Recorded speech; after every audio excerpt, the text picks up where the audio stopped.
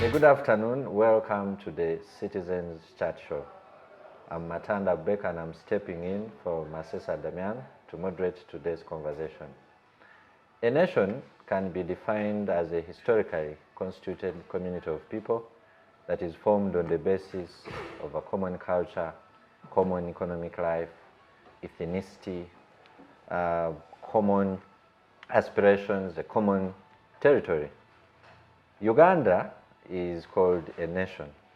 Today, we want to look at the socio-cultural aspects of Uganda's journey from independence up to date. How have we moved? How has this journey been? And on the show, I have very capable and experienced hands to dissect this conversation.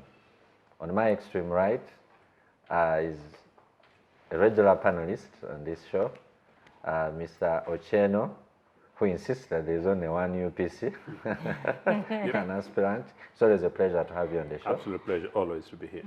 Yes, and Honourable Monicah, Amoding, another regular voice. Honourable, welcome. We are very happy to have you. Thank you, and good afternoon, viewers. And an elder. Senior citizen. Yes. Senior citizen who is also a struggler for social justice. Mwambutsya and Ndebesa, we are glad to have your guidance. Very popular name. I greet all of you there and glad to meet you in this social interaction. Yes, and you could say the usual suspect. Executive Director Sarah Bireete. We are very glad to have you again this week. Also senior citizen. Yes. Oh, you wish. Yes, yeah, but you're working there. Okay. Okay, so I'm going to start with the elder. Being an elder, possibly you have seen this journey more than all of us here. How has Uganda's social cultural journey been for the last 59 years? Okay, I don't know whether I'm an elder or they are the eldest. For example, if you were to consider my own father, Second World War veteran, 103 years old. He's still Wow. alive. He has seen it all. Still alive. We need to Still host alive. him. Wow. And his head is still functioning properly, except the body is the one which is becoming frail. Thank you for that question. I don't know from which angle we are going to tackle this issue because it is so wide. Yes. Social cultural transformation, I don't know whether we mean social behavior as behavioral transformation or whether we mean social services as a change or whether we are referring to demographic changes because they are also social. So possibly we are going to look at all of them. Yes, at different stages. But definitely the journey has not been static. But as much as we changed, we have remained the same. What, for example, do I mean? Uganda, you called it a nation? We shall know by the end of this show. Yeah, but it's called, I so legally reserve speaking. my at least. definition there. Because Uganda, we call it a nation, but I think it is largely still a country. Not yet a nation, but a nation in the making. Because there are certain indicators of a nation, and Uganda has not attained them. Uganda is what we could approximate to what Metternich said, referring to Italy in the 19th century. It is just a geographic expression. Because to have a nation, you must have a people with, as you rightly pointed out, with shared values, with shared customs, with a shared history, or even with a shared destiny. If those are not there, like in the case of USA, which I think still is a nation to a certain extent, of course not a full nation, you can call a nation an imagined community as a certain scholar has put it. But that imagination is also called by a shared, say, a constitution. Yes. If you have got constitutional principles and you have got certain human rights standards without sharing the traditional customs and values, it also creates a nation. But of all those, I don't see them happening in Uganda. But still we have got a country that the British created since 1894 called Uganda. We are still nation building and state building, going 2 steps forward, 1 step backward, but there we are. At least we are existing and recognized by the UN. Now, going back to social transformation. Socio-cultural transformation has got factors that engineer it, that are responsible for that transformation. And they have been there. We do have economy. The economy has been shifting here and there, although we are still a least developed country. The British left us when we were an LDC, we are still an LDC. That's why I'm saying that it's changing and remaining the same at the same time. In terms, globalization is a factor. And the globalization, whether globalization of technology, globalization of education, also causes socio-cultural transformation. Yes. We have got education, for example. Education also leads to transformation. Urbanization leads to transformation. Demographics have changed definitely, actually very fast in terms of population increase. So a combination of all these factors has led to change without transformation. There is a difference between changing and transforming. Okay. I think somebody used the metaphor of metamorphosis of insects. You see, you can have a caterpillar and you feed it and it grows fat. As a caterpillar. As a caterpillar. Therefore, it has changed because you can see it has changed in size. But it has not transformed. Until the caterpillar becomes a butterfly, yes, is when you say it has transformed. What has happened in Uganda is caterpillar type expanding, but not metamorphosing to butterfly. Yes. So I will talk about some aspects and all of us will come in. But let me look at the negative aspect of it, because we are talking about some of these so that we can correct them. Yes. I may sound pessimistic, but sometimes it is necessary, because if you also become optimistic too much, if you just always say optimistic that the glass is half full, when it is actually half empty, because there is a difference between a glass being half full and being half empty. When it is half full, you are still filling in. Yes. When it is half empty, you are draining it. So we don't have to be also optimistic anyhow. So in terms of social mobility is very important for a country to develop together. What I mean, if a certain family has been in the lower class and some of its offsprings go to a higher class, and maybe the other way around, some others go to the lower class, and it is across the country, horizontal and vertically, that means the country will be one and harmonious. So at independence, and the first decade of independence or so, and before independence actually, there was social mobility. A son of a peasant or a daughter of a peasant, like myself, my father is a typical peasant in the sense that he has never gone to school. He doesn't know how to read and write. What actually helped him is exposure, since he participated in the Second World War. In 1941, he was in Mombasa. That created some exposure to him, but he's a peasant. And his son is now teaching at a university. There is that social mobility. Yes. There was that social mobility. But as time went on, the social mobility has continued to shrink and shrink. In these days, it is very hard for a son or a daughter of a peasant to make it up to the higher ladder. A few do, but very few, in the sense that in the past, education was providing opportunities for people, even in rural areas, to move upwards. Yes. Today, they are stagnant. So certain families are going to remain. We do have families now who take their children to either private schools. They have now moved to international schools. Others are now going outside. As we talk, those are studying, either on Zoom or physically studying, or others are outside going for classes. Those are the ones who are also going to get better education qualifications and better jobs. And it is now very hard for a child of a peasant to go to a school where they pay 2 million shillings. And therefore that can't happen. But in our days, it did not matter. Anybody could make it. So social mobility has been freezed. And once you freeze society, next is war. Thank you, Professor. Let me conclude like this. Yes. Look at the poverty map in Uganda.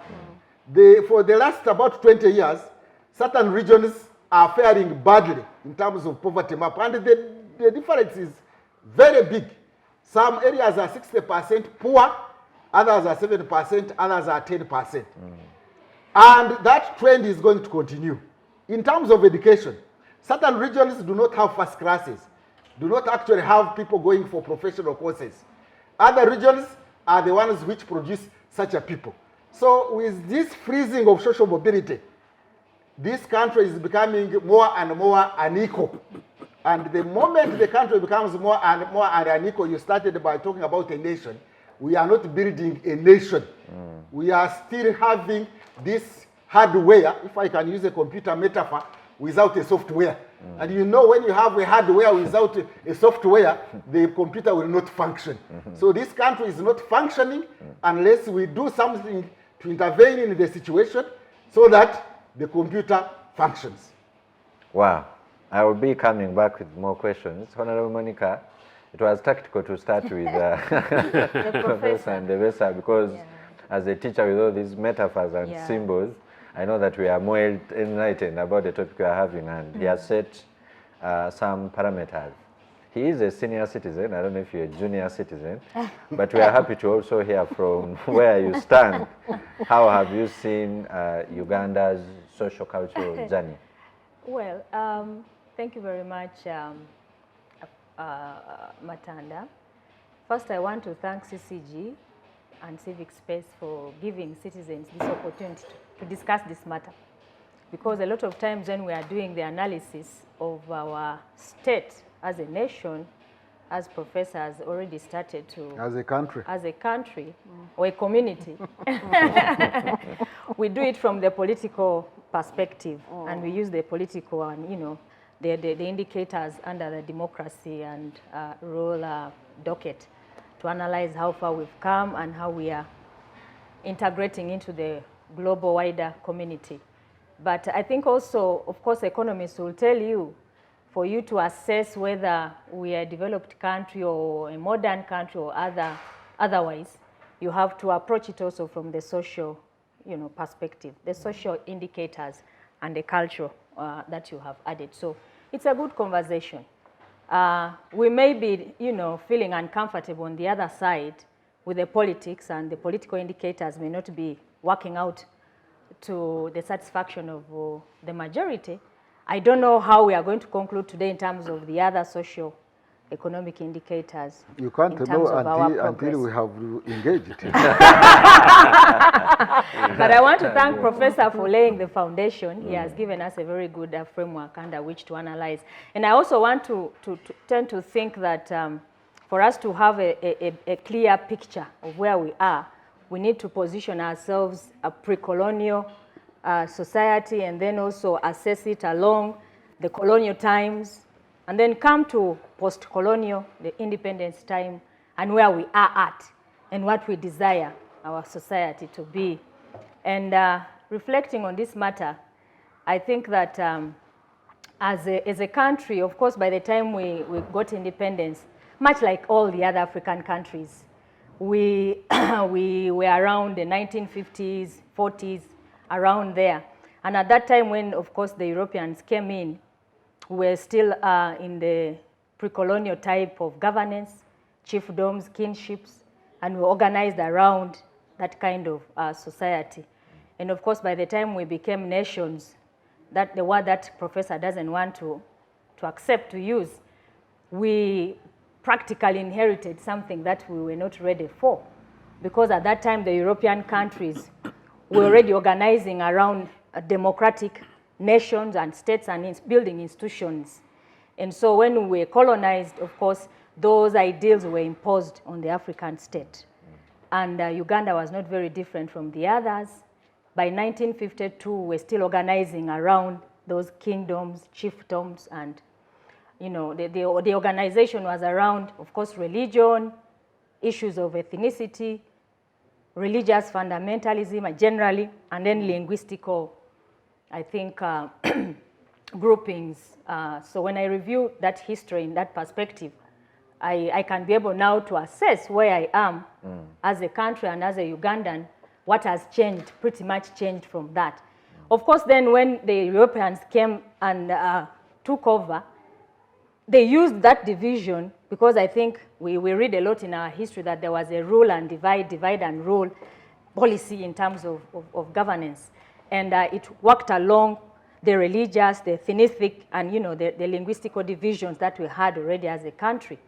And when we got independence, I think much of our country was run around that. The politics were trying to cure the ethnic organizing that we had at that time, the religious fundamentalism. I'm told that, of course, at that time, the education system, Ndebesa here could go to an Anglican school, what is calling social mobility movement from one social class to another. But it was pretty much alongside the religious organizing. Children of the Anglican went to Anglican schools. And then the children of Catholics went to Catholic schools. And we saw that also in the political organizing. And the Muslims had nowhere to go. The Muslims were nowhere. They were busy looking for money and trading. They were somehow allowed to go to the Anglican schools, but not Catholic schools. Okay. Okay. Thank you. So then even the politics at that time, of course, we were seeing in the political, the terrain of 1960 onwards, all the political parties, majority of them, I think, were organizing around religion. And the question, of course, therefore, is that period post-independence, how have governments tried to cure this issue of sectarianism, tribalism, ethnicity and religion? Is there any change per se? So my analysis should be based on that, having come from that foundation. From that perspective, what has changed? And then we bring in the angle of the global, integration that we are having, how it is influencing our societies in terms of the social change that Professor talks about. And I think, well, there are certain things that we can clearly point out in terms of some bit of social change, but also the majority, I think, is not in the positive angle, given the fact that governments are supposed to bring about that social transformation. As leaders, when we are put in those positions, ideally you come to address a social problem, a political problem, whatever problem is facing society at that time. So the question is for the political leaders, how we have been able to resolve and bring about the social transformation in respect to those challenges. So maybe I can zero down to one aspect of ethnicity in Uganda. And I think that this one, not much has changed in terms of our organizing. And I even tend to think that it has deepened. Because if you look at our constitution, you look at all the pronouncements that the politicians have been making, one of the problems that we have had consistently is this organizing around ethnicity and how we see ourselves first as an Itesot more than the nation. Because we received a system which was imposed on us when we were still trying to build a nation. We had not become a nation. People were still organizing around these, smaller units and institutions. And now here comes democracy, which requires that we all come together. 53, someone was saying 65. Are we 53 nations? Ideally, the Iteso were supposed to form a nation with our brothers from Ethiopia, South Sudan. There is a tribe called Toposa there. And then, of course, in Kenya, there is a tribe called Iteso there. You come, Iteso on the Western Kenya, but also the Atekero on the other side, Turkana, Karamojong here, and the Iteso. So that ideally would have formed what we call a nation. But we were clamped together and asked to form a nation called Uganda, a community, or a country called Uganda. So hardware. I don't think much has changed. The governments that have come have battled with this matter, tried to implement very desperate interventions. The times of the UPC here, we saw a little bit of socialist approach, or Ujamaa imported. It did not work out in Uganda, but at least organizing around building a social unit in Uganda, which did not work out very much so. the following governments as well. I think NRM came in and tried with the movement system to cure the challenges around ethnicity in political organizing. It did not work out. We went for multi-party politics in that kind of state. It is still having a challenge. Yes. But there is some progress. There is some little bit of, you know, at least a call to unity in one way or another. And of course, our biggest challenge as a country has been the fact that we have failed to identify things that put us together, common values, common ideology, you know, that can define us as Ugandan, which we can work towards. So the challenge then is how we would like to go forward. I see these questions coming a lot around these kind of discussions, that do we really have a Uganda that we want to build together as a people? Because we've seen even governments that come are built around this ethnicity. You know, and then later on, you know, you are the ones who are in the Chintu here and there. So generally, it's a challenge. But on the side of one positive thing I was reflecting on, maybe is around trying to reduce male chauvinism, patriarchy in one way or another. Professor will disagree with me. He thinks that it has grown or increased or even been buttressed in another way. But in a way, we feel we have tried to undo some of the, you know, the foundation that we had in terms of patriarchy. In our feminist thinking, we think that at least now women can be able to engage more in a public, you know, spaces and all that. Professor described that as change, but maybe not transformation. It is not yet transformation. Yes. I agree with him, Yeah. but there is some little bit of change. Thank and when you. we come Katapiri to is growing. yeah, the numbers are growing, the women are joining leadership at the various levels, but we need transformation. So we are still working. So I know that colleagues are going to raise those other areas, but of course, I think the analysis that Professor puts across in terms of demographics, in terms of the social service delivery, in terms of our values and all that is very, very critical in terms of the analysis that we have. But we need a baseline. How did it look like before the Europeans came? Yes. What did we inherit from them? What kind of systems? On how did they positively build our community or negatively impacted? And of course, bring it to the fact that there are also outside factors that are influencing our society that inevitably lead us to the social changes that we are talking about. That is very, very important. Interesting. Thank you very much. You have added a fresher perspective to it, and that will send me to Mr. Ochieno. To, I would say, majority Ugandans, you could also qualify to be a senior citizen. Yes, yes. And elder. And so far what we have had, borrowing some of the symbols that have been used, it appears like the conclusion so far is that we have the hardware, but the software is malfunctioning. is malfunctioning and still... No, it's Eaten by a virus or what? maybe it never existed in the first place. Yeah, so you could help it's us. a fantastic topic, and as usual, I totally concur with Monicah as far as this program is concerned. I think this is the best television in town, and I don't know how we can take it beyond this town and to take it to all other towns, and to take it to rural Uganda, and to create a situation and a space within which the community development centers, community centers, that UPC built at every sub-country headquarters are not only available, but they've got the space for people to watch and listen, as we used to watch monthly films at sub-country headquarters across the country.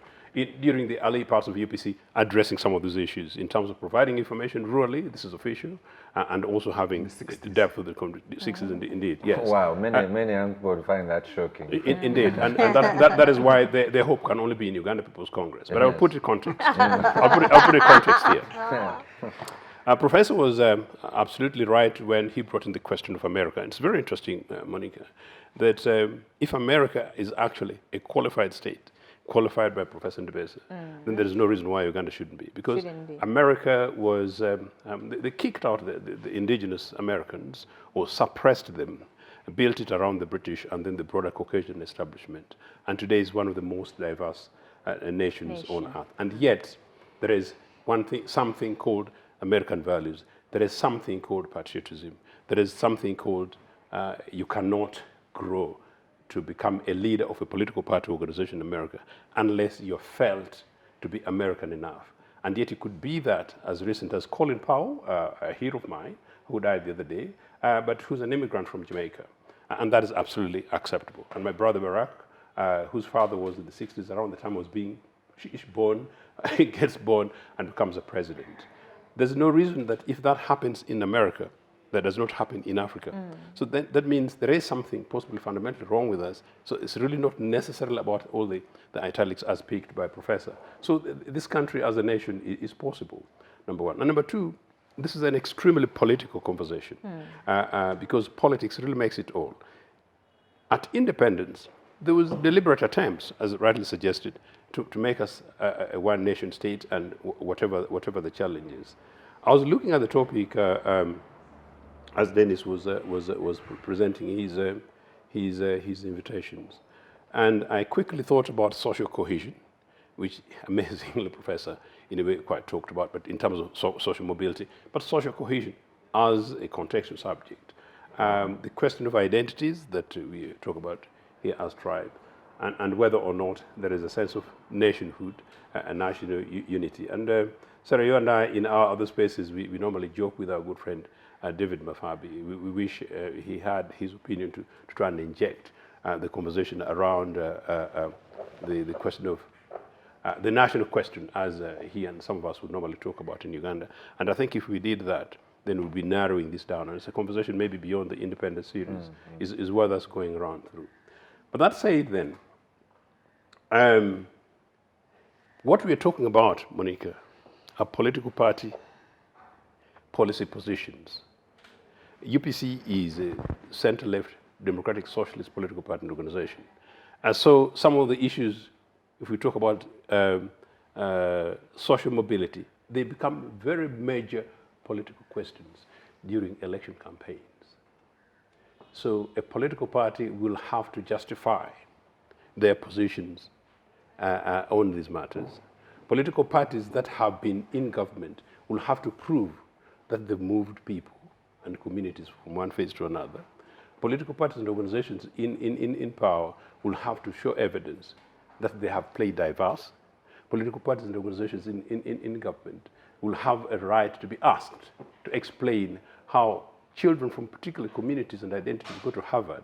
And you're absolutely right that certain individuals, like in Maina Gongera, no child gets Division 1. Simply to go to Kisoko High, which was a UPC founded school, let alone Toro Girls. So those are the issues. Did it end with you? Sorry? At your time? It ended with me and my time, and it was very interesting, UPC time that is. And amazingly, as Professor said, I am a son of a grade 1 teacher. My headmaster, primary school headmaster, died 2 days ago. May his soul rest in eternal peace, Mr. V.B. Both. He instructed my mother that I had to go to Mwiri because I was really great. We've talked about these things. So that was my headmaster. And I went to Mwiri, and in Mwiri, I sat in the same class with the best people in the country, and he had come from Nakasero. So, and I walked barefoot to Nagongera boys. That's part of what professors talk about. But what were these? These were deliberate government policies and programs. The building of girl child schools as early as 1963, starting with Namagunga, the Wanyanges and the episodes of these days, were deliberate government programs to inject some of these things that Professor and Monicah were talking about. So these are political matters. And so as part of civic space, these conversations must be held and must be opened up as political questions, and political questions for which the ordinary citizens, whether within, and when you talk about political space, citizens sometimes think that you need to be able to be part of an organized community to have this debate, isn't it, Sarah? But no, we're actually asking all citizens to engage. And the more reason why we're saying that, the civic space must be supported, because we raise issues that are rarely raised. That's why I want to make sure that every time there's an opportunity for me to come here, I come. What am I saying? We talked about religion. UPC is not a religious founded political party, nor is it an identity founded political party. UPC was first initially founded predominantly in Buganda by Baganda in Luwero. Ignatius Musazi was our first president in the 50s. Number two, linked to Anglicanism, simply because an element of privileged Anglican Musazis of this world.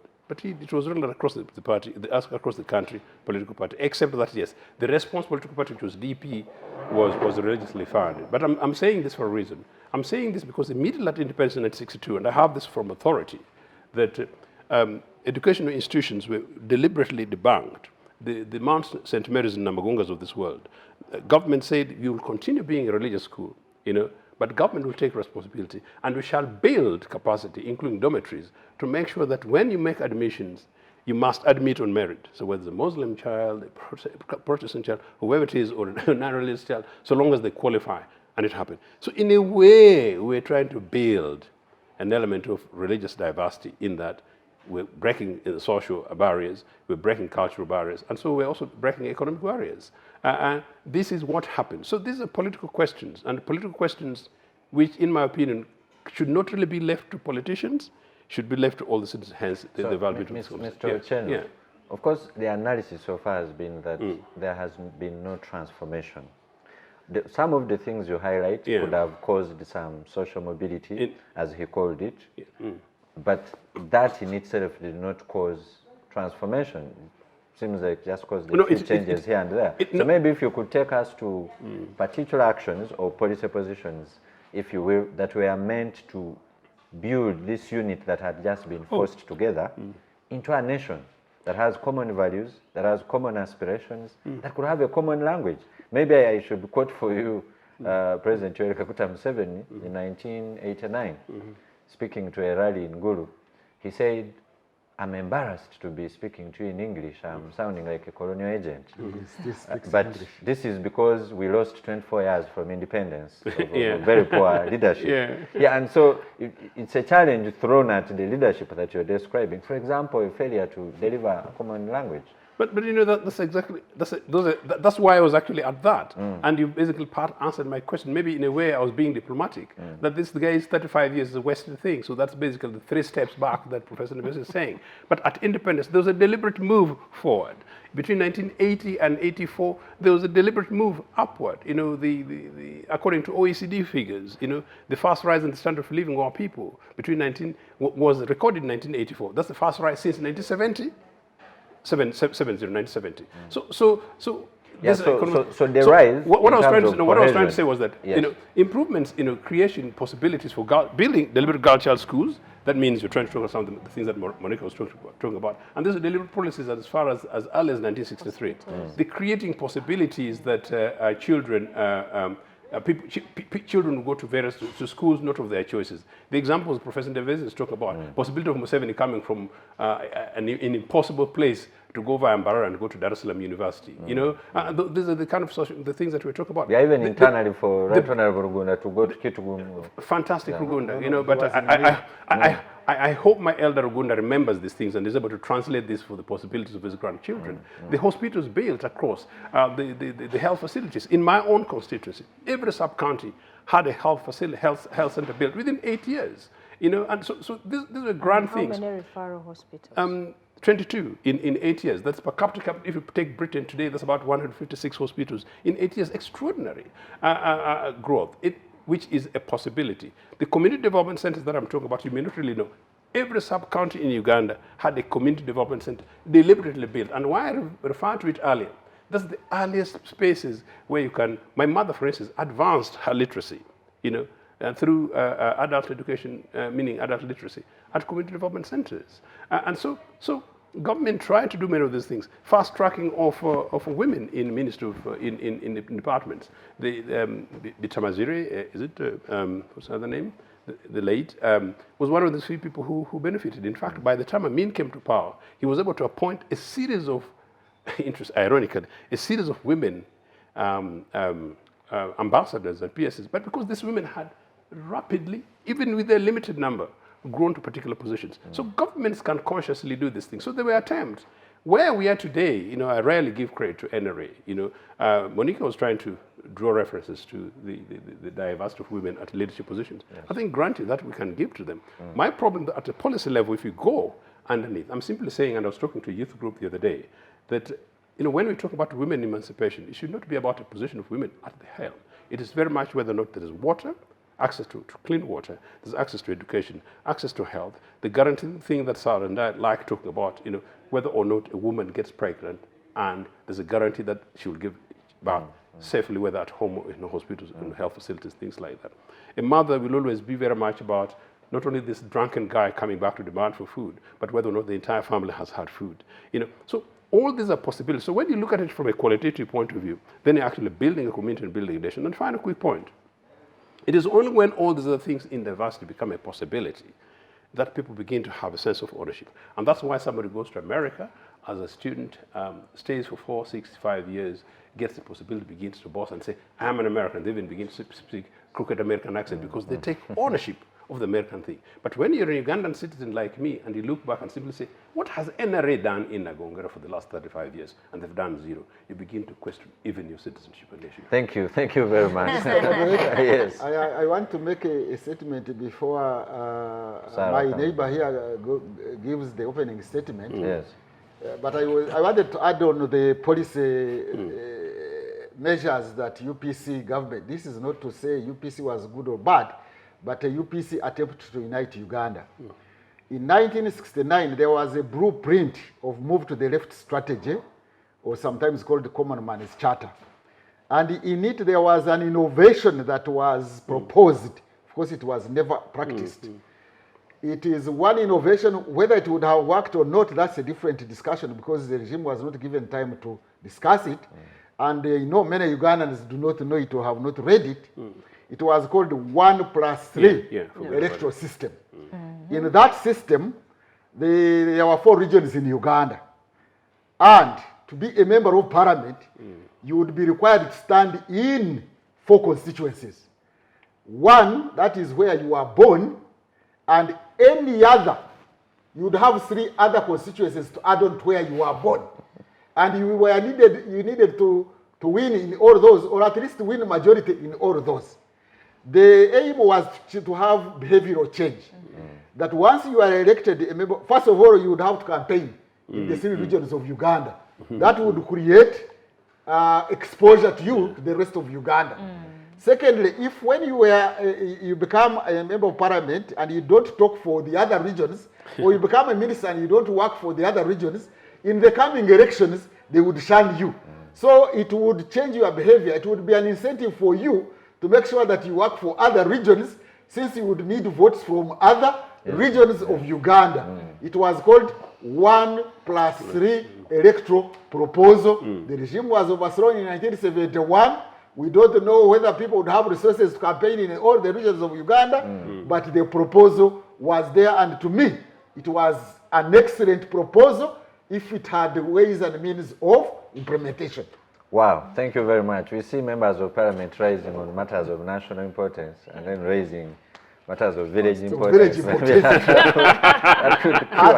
that was implemented, if you did that, next elections, the other ones would say, while you were there, you didn't raise matters of or north or south or central where you are not born. Wow, interesting. I think then there was a national have service, to do but I didn't talk about it. Around that. Yeah, but you will allow me now go to Sarah. Sarah, of course, we need your view on how you see the social cultural journey of Uganda. But I also want to throw in a spanner there and say, you had a civil society organization. And some people have argued that civil society organizations have not been effective because they are not rooted in the social, cultural life of Ugandans. Does it exist? What does not exist? The social culture. Yeah, so maybe. Yeah, so where does it find it? Where does she find it? So maybe we can start from there. Yes, I authored an article in 2019 on how Uganda is a broken society. Wow. Let's just take a brief look on our surroundings.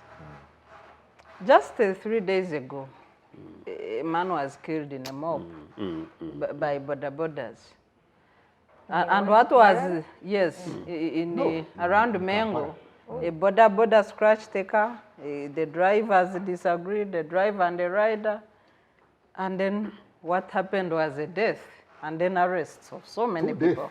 Yeah. Oh, okay, the other one was not broken limbs. Yes. Yeah, for the border. Yeah, yes. So you have one death, one who critically Major injured injury, rider, and about 20 people arrested over a small conflict.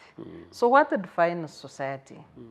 Society is defined by the way we resolve our contestations. Starting from simple basic disagreements. In the pre-independence era and, you know, and life in the village, I always tell people that if you want to find honesty in humanity, you go in the countryside.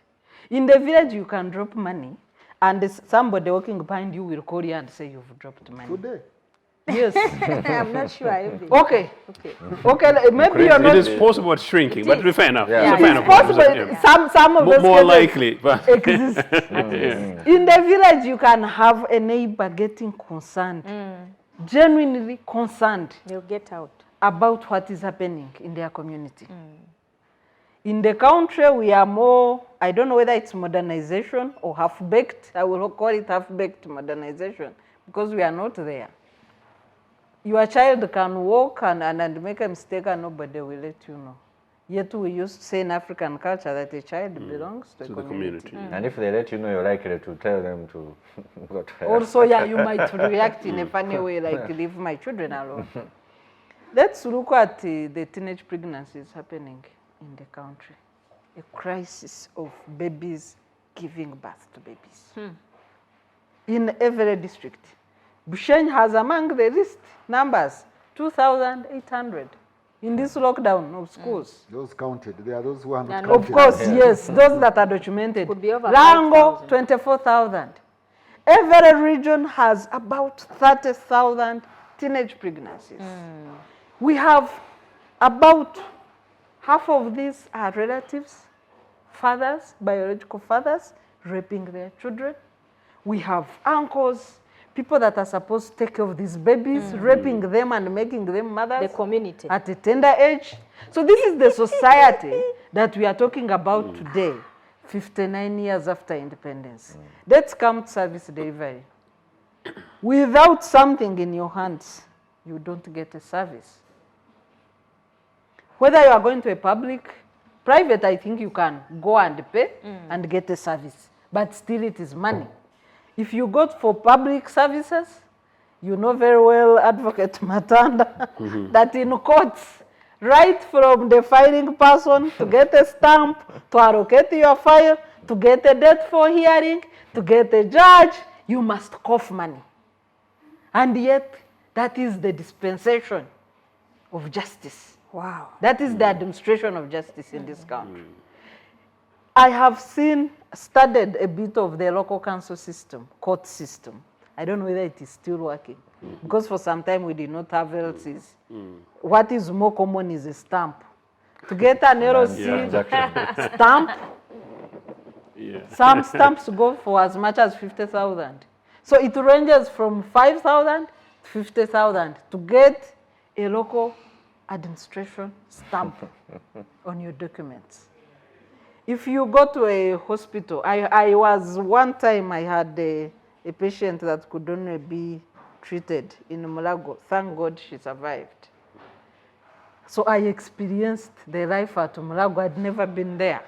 But so I had to deal with the Mulago caregiving system for a month. You have to use money to get what you want. Immediately I would reach, I was so traumatized. Immediately I would reach the ward. First is the casualty that welcomes everybody. Casualty ward, you're like, oh my God. You don't know whether you are still alive, dead or alive. Then you reach a ward and you find the lack of attendance. Patients are crying, patients are dying. You can lose your mind. So you have one choice, either to become a standby caretaker for everybody or completely ignore whom it may concern, or you run berserk. You can't stay normal. The only sensible thing you see moving there are the people coming to pray for the sick. Oh. As if people have gone to hospital for prayers. That is the only effective movement you see. Everybody, every caretaker is tired. You know, I even had a terminology that I had not heard in a time where people are saying, that one has bought a one-way ticket.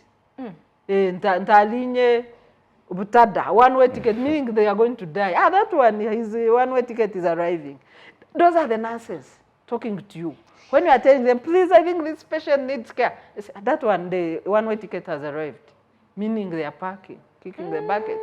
So, casually, people referring to human life casually in a negligent manner in a national referral hospital. I almost lost my mind. When you go to schools, Professor Ndebesa has talked about the inequalities in education. But I think we have created a class system. Class of the poor, class of the disadvantaged children, class of people we are training to become maids and drivers and askaris, and those that we are training to become professionals. But also those professionals have classes. This lockdown has exposed our hypocrisy at the national level. Many well-to-do people have sent their children abroad. There are still children who are in Uganda, or those with people with means, but they are those, the selfish, greedy lot that does not care about society. The airport is full of children going to attend schools outside Uganda. As we mark 2 years of lockdown of schools, it's important for the viewers to know that Uganda is among the only 5 countries globally The worst amongst the that has still closed schools because of the excuse of lockdown. Only 5. And the rest are all confirmed failed states. And maybe so we need the to children gauge of those who are going are from the political class. Yes, likely. many the Who should political be class, making of the course. decision. No, some are here but getting coaching. Yes, and private yes. And on Zoom. Yes. So you see the hypocrisy around the opening of international schools. The administration has failed to look the citizen in the eye and tell them that international schools are open until I think one person got an accident dropping a child at the international school, and then the Minister of Education had to eat her words. The most unfortunate statement that I've had in this lockdown is from the Fountain of Honor, when he said that it's okay for girls, for babies to give birth to babies after all they are alive. We have, yes. I missed that. Sorry. No, he did say that it's okay they can give birth At least they are after, alive. at least they are alive. Pregnancy does not kill. So that was an endorsement of escalating defilement going on in this country. As a president, he should have called out the defilers, even when he had no capacity to open schools. But he said it's okay. Giving birth is better than death. Fountain of honor. Amidst a crisis of teenage pregnancies, of defilement, of children giving birth to children. So you can imagine the social burden of these families.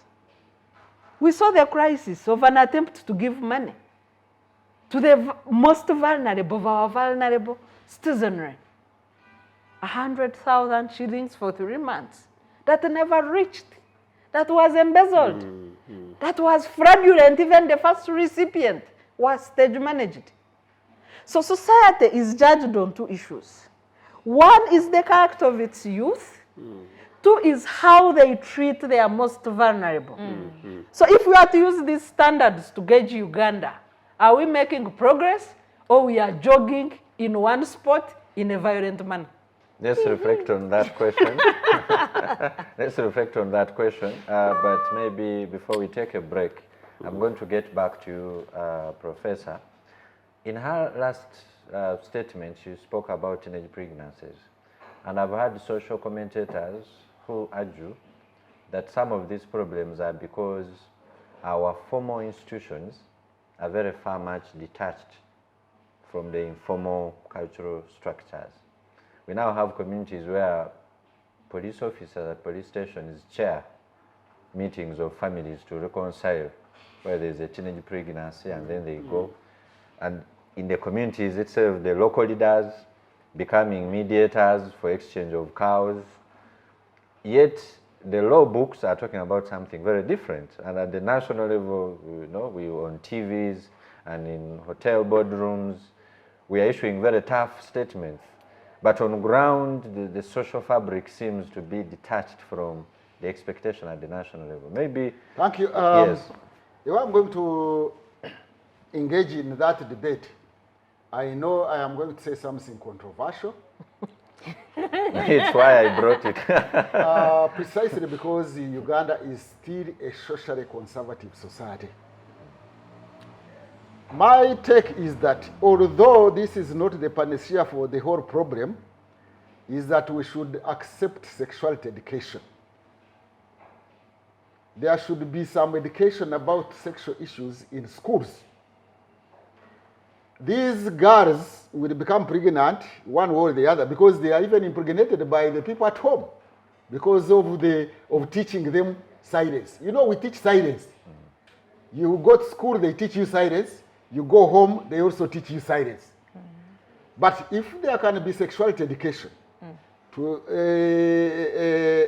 regulated in such a manner that maybe those sensitive areas which might cause a row are edited out. So that we empower, they say there is a language of empowering. Giving these young teenagers the ability and the skills, social skills, to know who is lying to them, to say no and mean no, or even to say, to expose and resist, or if you are, for example, raped, you don't keep it to yourself, you say it. And very many others that can be put in this curriculum. I think it has been rejected, resisted mainly because of the social conservativeness of the Christian right from the USA that has populated our cultural and social and ideological and normative environment in Uganda. But I think there is an example of extreme cases of where our children, our teenagers, our teens have become pregnant and their lives are going to be ruined. It is time we revisit this question and have sexuality education by whatever form we can have it. But I think it is one way of empowering the children now to resist they themselves. Because you cannot say you will stop them from meeting people, because even teachers at school impregnate them. When they come home, even relatives impregnate them. When they go to fetch water, they will be impregnated. I am not in any way suggesting that sexuality education will be the panacea for all the problems, but I suspect it will reduce these incidences. In those countries, like say European countries, but there are other factors involved, where they carry out sexuality education, there is a way they have reduced these teenage pregnancies, because it has become a pandemic. When something becomes a pandemic, as human beings, we need to put a full stop somewhere and say, wait a minute. Yes, we know we are a socially conservative society. Certain things are not supposed to be taught. They are not supposed to be mentioned. But how do you equip children with social skills? Social skills are also learned. They are not acquired through the mouth or by accident. You can get an example of some people who go to certain boarding schools and they are barracked there. They live almost under a barracks condition.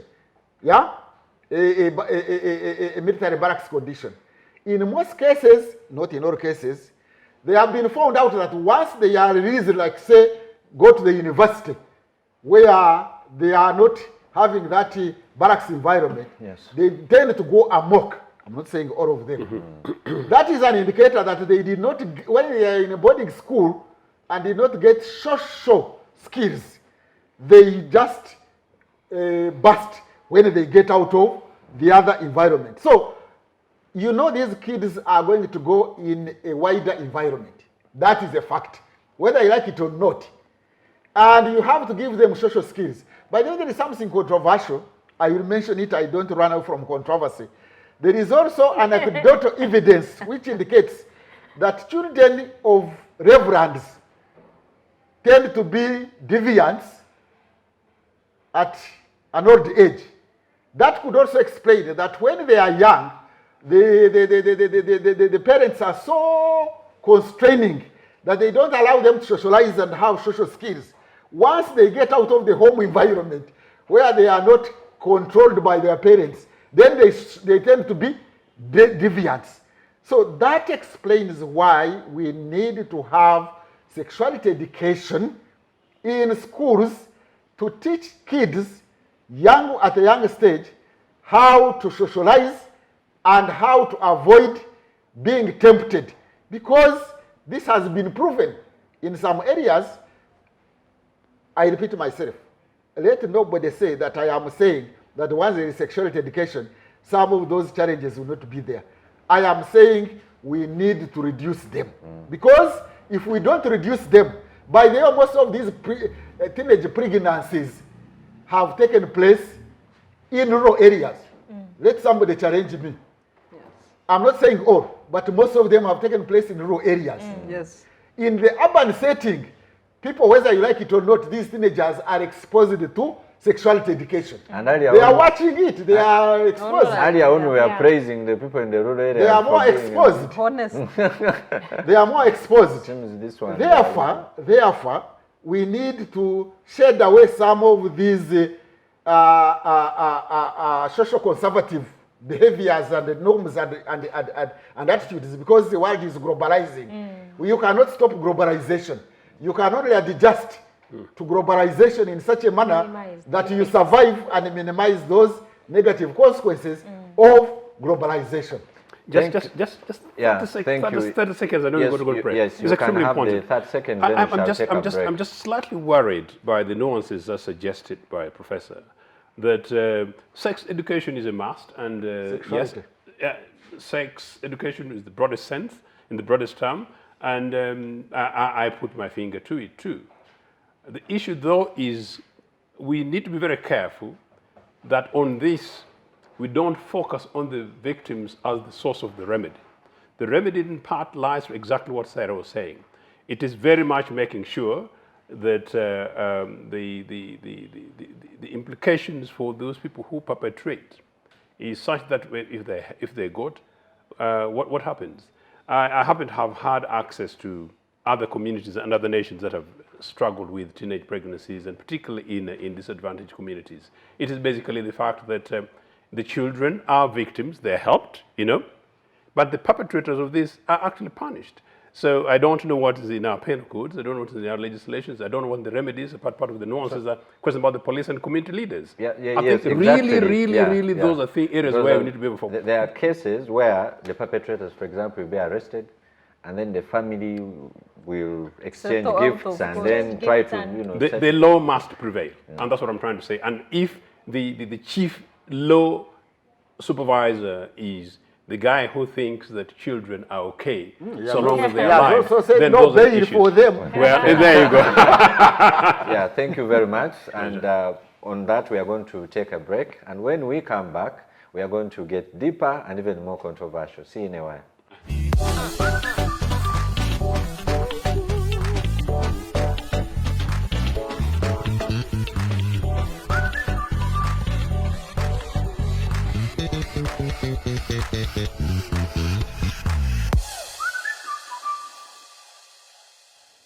Welcome back from the break, and like we promised, we are going to dive deeper and maybe get more controversial.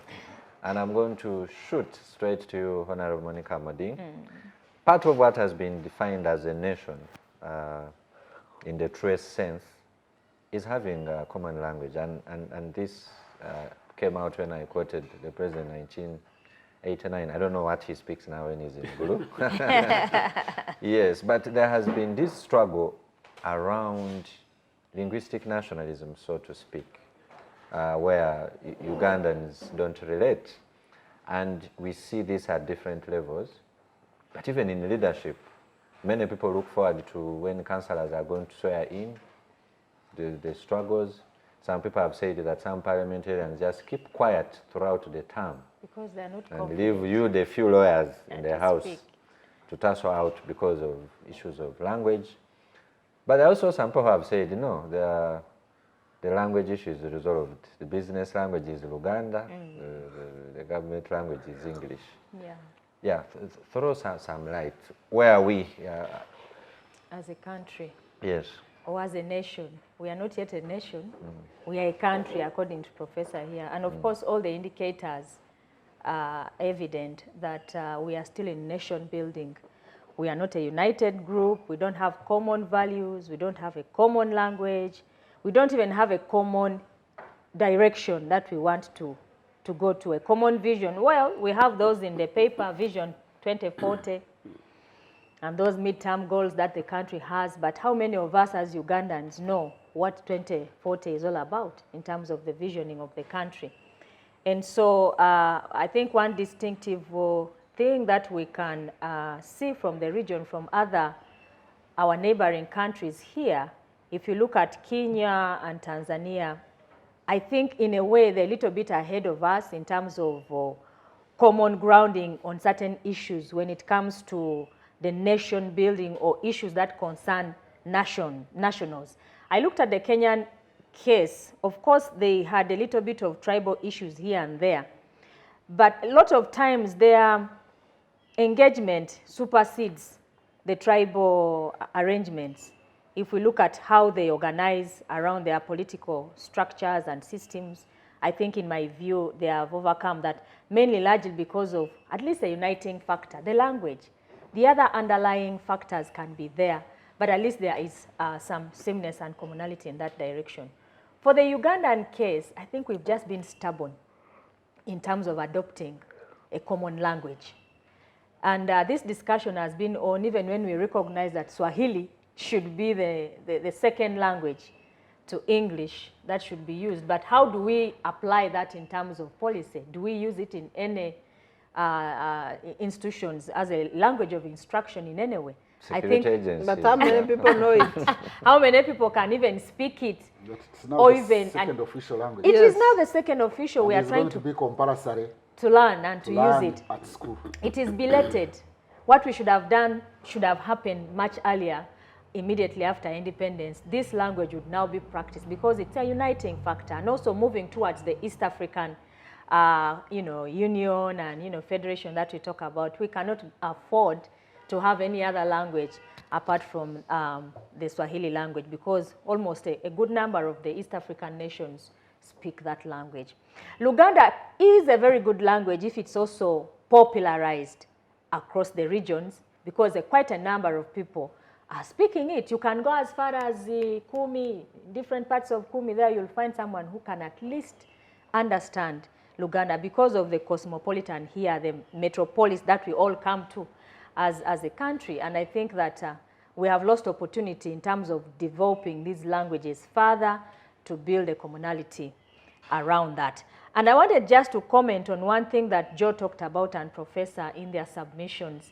And it goes back to leadership. Joe seemed to suggest that, yes, it's a concern. Building a common agenda and a common view, or a common positioning, a common direction for Ugandans, for citizenry, is not a task for any other ordinary person from Nyero, where I come from in my village. It goes back to the people that are championing the vision at that time. It is incumbent upon those persons at that material time to shape the agenda to enable to put in place the policy. I think that's why we keep coming back. In every discussion, it always comes back to the politics and the politicians. And some people tend to say, Ugandans seem to be having a discussion all the time. It's about Museveni there, Museveni there, Museveni, because of the fact that he has been in this position for quite a long time. The opportunity to transform so many narratives of our society have been given to him for a very long time. And we basically point it back to him that he has largely let us down in many respects in that direction, and generally the political class.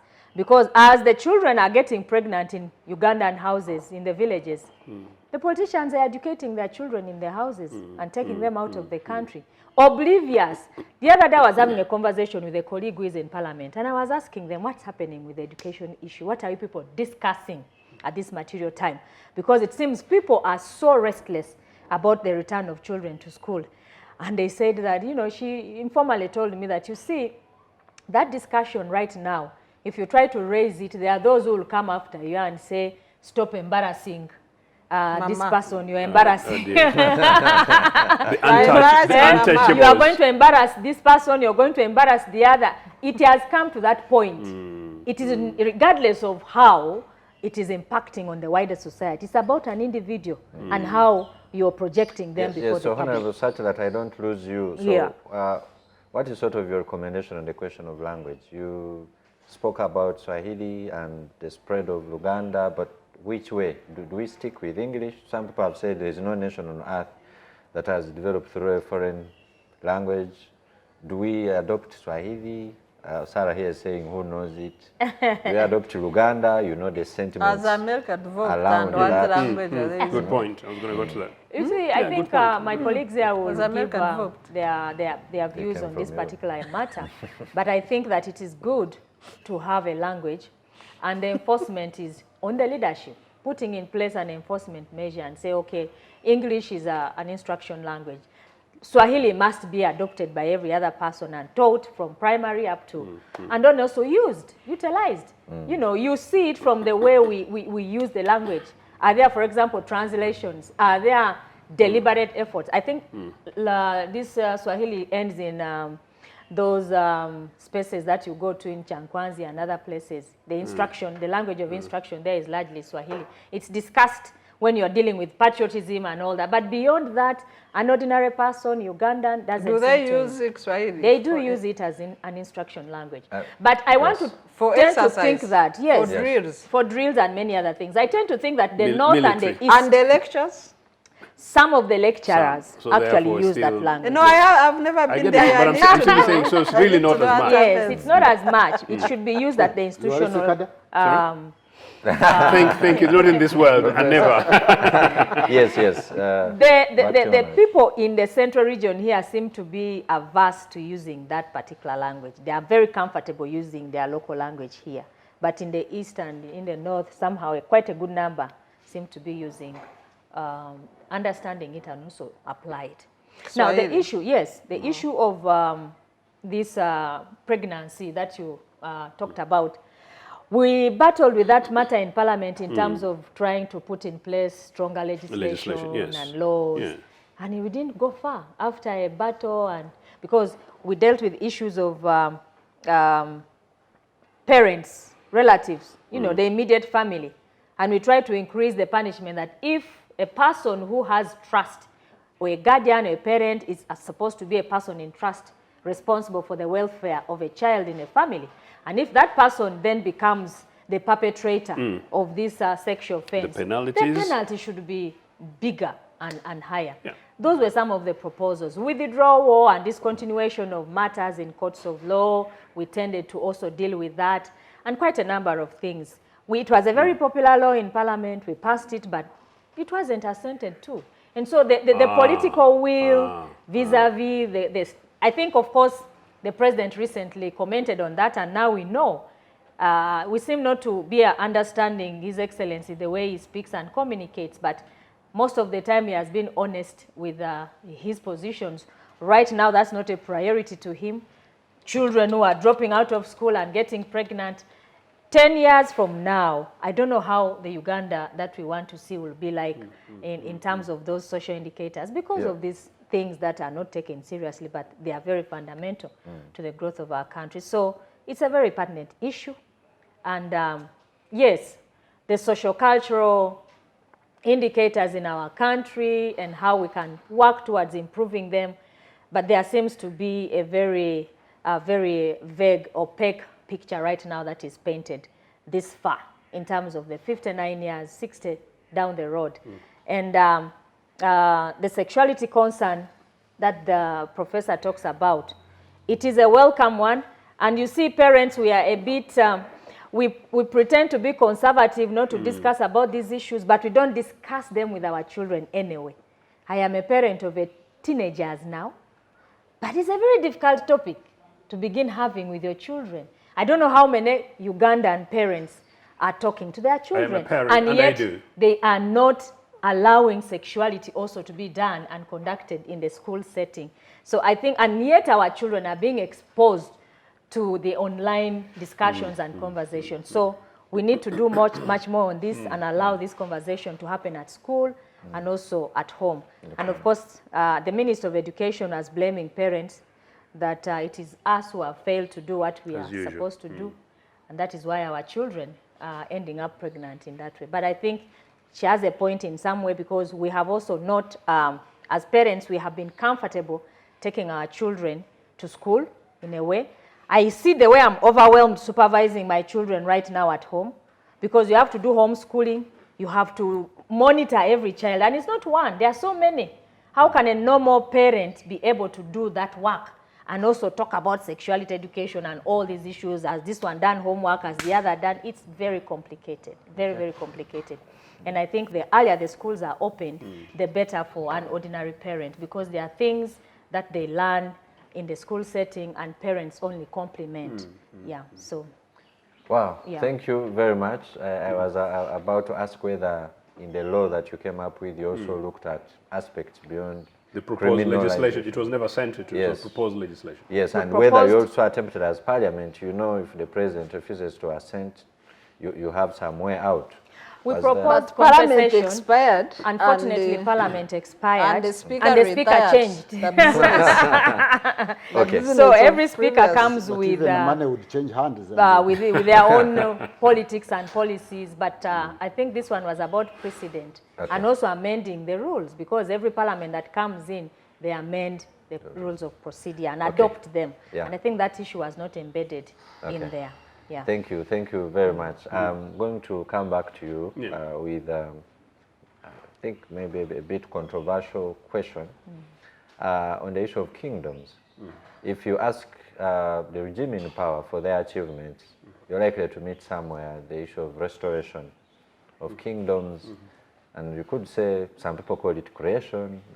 For them, I think they call it allowing kingdoms to operate. And you know, you speak very highly of the UPC, but it seems to have been the problem in disbanding kingdoms, which are expected to be very good organizing points for the culture and customs that we are discussing.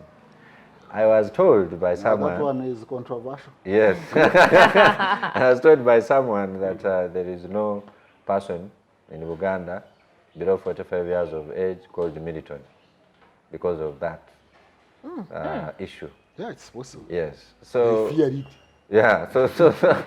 So this whole question of kingdom, do you think the restoration has facilitated the social cultural growth, or do you think what the party subscribed to, the position it had taken, would have actually maybe gotten us further in the social cultural journey? And what was the alternative in the absence of these institutions? Yeah, I'm surprised that you suggest that this is a controversial question. It's not. It's at the heart of nation state and nation building. And indeed, it is one for which, in the very saddest event that, UPC was not overthrown, the level of conversation we'll be having as a nation state, as a country and as a nation state, would be very different, because we would be one of the most developed nations amongst the then developing countries, and that's official. But that said, I just want to say something very quickly. One is that actually, interestingly, Monicah referred to the question of Swahili, and this is official, that when the first UPC government pushed for much more robust teaching of Swahili in schools and formalizing its second level in the curriculum and across the country, there was huge objection, and many people presented it as the language of illiterates, but that's a matter for another day. But since Swahili is officially the second language, the youth of this country need to know that UPC made its attempts, and had it not been checked by others, maybe it would be in a slightly different stage. And yet I still believe that, yes, it's an absolute imperative. And really, the development and growth of Swahili should not really deter the development and growth of Lukisu, Dopadola, or indeed, for that matter, Luganda, which is already the mainstream national language outside, meaning indigenous language outside all the other languages. So back to the question of kingdoms, very interesting, isn't it? Had it been the case that this NRA so-called restoration of kingdom had worked, UPC was in government for 8 years. The amendment of the suspension of kingdom in 1967 was only 5 years after independence. So it would be a very different country if it was the panacea. It's not. Number one. Number two, since then, what has happened? Number three, it's official. Which one is the largest identity in this country outside Uganda? Isn't it Ankole? If it's in terms of numbers. Numbers, yeah. The numbers. The Banyankole do not have a king. What happened to their king? The Bachiga, amongst the loudest people in this country, are very robust. Where are their kings? Do they have one? And do they have one? And Yeah, do they have one?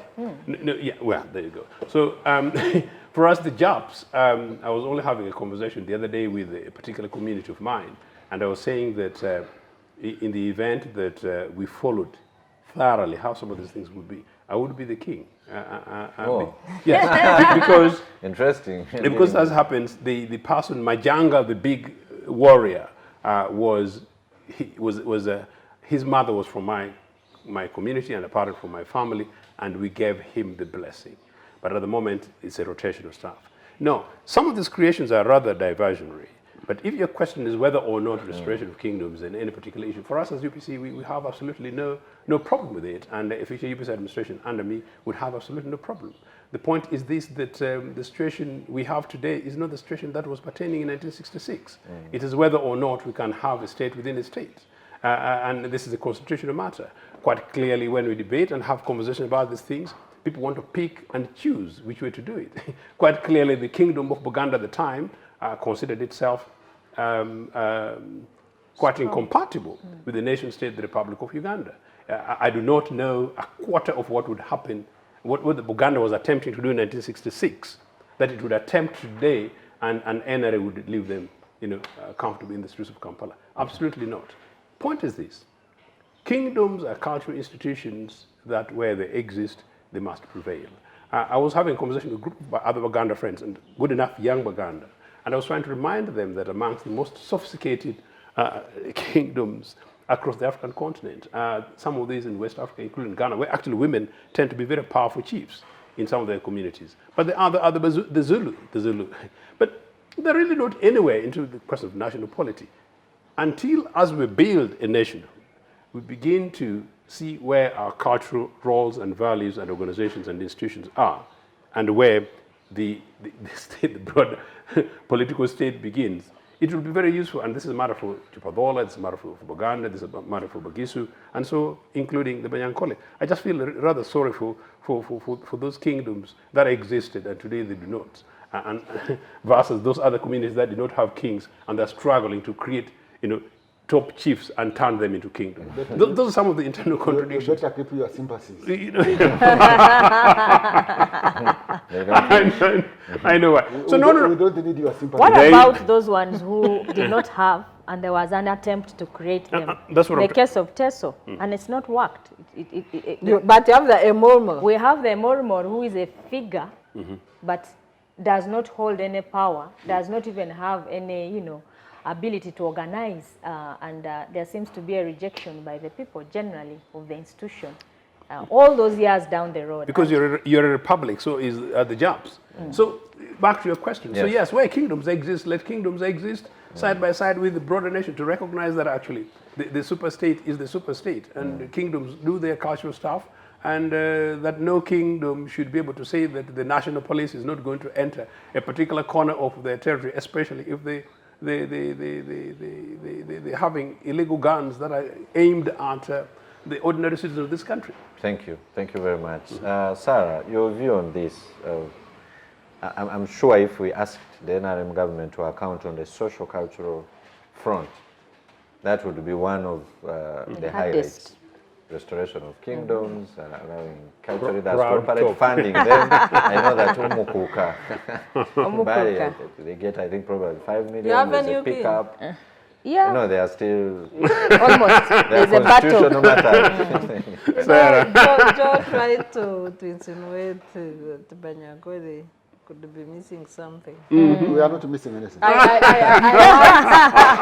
want to assure the panelists and the viewers that Banyankole could not restore a king or a kingship where repugnance was dominant. The Constitution prohibits any customs that are in contravention of people's values, social values, aspirations, and wishes. And the custom that is repugnant is kingdom. Not even recognized through judicial notice by our courts. So that's where the Ankole Kingdom falls. Why? How repugnant. Sarah is being very diplomatic and very generous, and I must help her since I insinuated something. Because I don't So, You can't Yes. tell the public. You don't know the community. so I proudly belong to the more than 90% of Banyankole that said no to the return of restoration of Ankole Kingdom. And I also proudly belong to Bushenyi, where we told the prince in court of Ankole not to cross Koga, the river that was separating Bushenyi with Mbarara. I proudly associate with that rejection. But I don't think that is the debate that we can have today. It needs a day of its own. But you know it ties into the social Yes. cultural... Changes. Yes, Yeah. but you Can see, I come in here? briefly, I want to come in fully. so let me leave that question for Professor. Okay, so Yes. but on the social front and the development of culture, I think we need to define what is culture. Why should people associate with culture? And What you use? associate with the culture that you detest or that you're proud of. So I was very happy when the Uganda kingdom was restored. Because Baganda Love their their culture. kingdom. Yeah.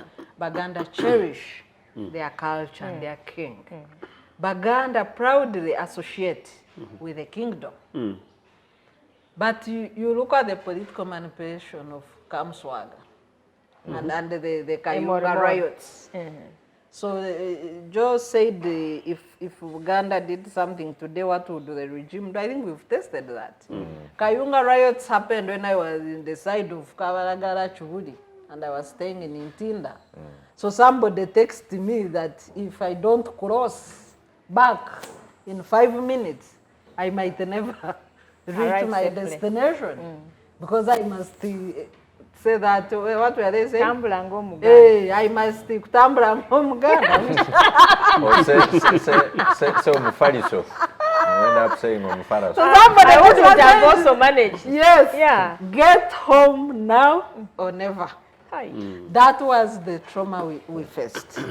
Unfortunately, because of the social-cultural integration, it is very hard today to identify a person by mere looks. Yeah. Very hard. So I had a friend who was a Mugisu and a commissioner in office of Prime Minister. And he was on his way, because the riots happened at the time we are hosting the African Union meeting. So he was on his way to pick African Union guests to the airport. His head was burst in two. Because he's very light-skinned and he looks like a Mnyarwanda, but from Mumbai. Would I survive?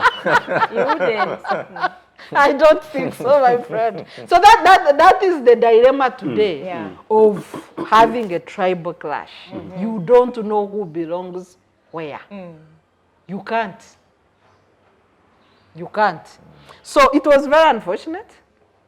And looking at the nepotism that is carrying on, I have been on record saying that I get embarrassed when I think the time Kihura was IGP, it was very scandalous to be a Mnyankole, because you would look at the name of DPCs being mentioned in more than 30 districts, in more than 40, 50 districts, and they are all Banyankole. And they are not just Banyankole in the broader sense. They are just from one district or more or less one village. And you have that as a national service. We used to have a talk of having all the army generals coming from one village. Yeah. I think only one, JJ Odong. At that level of the lieutenant, they are lieutenant generals now. I don't remember. Generals President Museveni, what is their rank? There's a general. Generals. Those, that top brass generals. I think they are 5 Yeah, they were about that. And only one is from Teso and the others are from one village. Wow. Isn't village And they some say it is a hyperbole? historical arrangement, so it is beyond. You see, but you see You're trying to when justify have, that, aren't you? That is what they say. You see, when you have governance, you are supposed, a democratic governance is supposed to demystify historical distortions. So you cannot, 40 years down the road, talk of a historical element that you still cherish in your national framework Take structural as action, a yes. country. Yeah.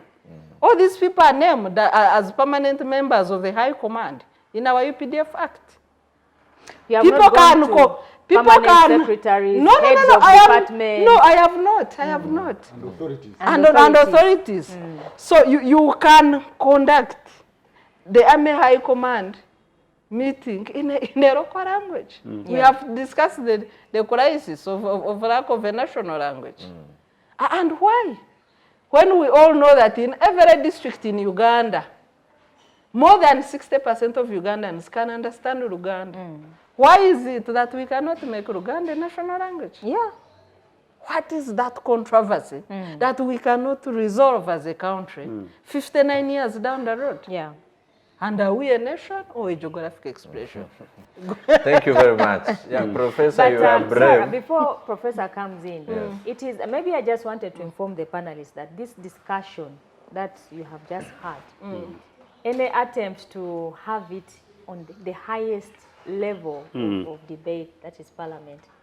Actually, the one who would raise it like you You'll be charged of would be charged for sectarianism. Yes. And Yes. so it's a very uncomfortable discussion, even in the House. When you raise it, You know, in this country, even when you write, the media people that have been charged with sectarianism. If you talk about sectarianism and produce data, of course we have not gone to the level of heads of national entities. Like now you are, I think you can find like majority of top management come from one particular region. And the workers. You go, you know, and it is prohibited directly in the national objectives and directives of state policy. But when you raise it and put this data, that media house will be closed, that those writers will be arrested for sectarianism. So talking about sectarianism is a crime, but practicing it is not a crime. Thank you very much. Yeah, Prof, and I must say that we are edging towards the end of this discussion, but you had shown bravery. Yes, I'm correcting this. Yes. The dicey question of kingdoms. Repugnant. Have they made a positive contribution to our social cultural development, or are they a reversal of progress? Thank you. First of all, there is a lot of hypocrisy. Hypocrisy in the sense that you think that culture, kingdoms, let me use kingdoms, historically were cultural institutions per se. Kingdoms were political institutions. They were political entities. They are not cultural. okay. A lot of hypocrisy around cultural institutions. Which cultural institutions? A kingdom, by its nature, was a political institution. Yes, and they were the governance units. State, yes. They were Now the you are state. restoring Kingdom. tribal headships and institutions with national anthems,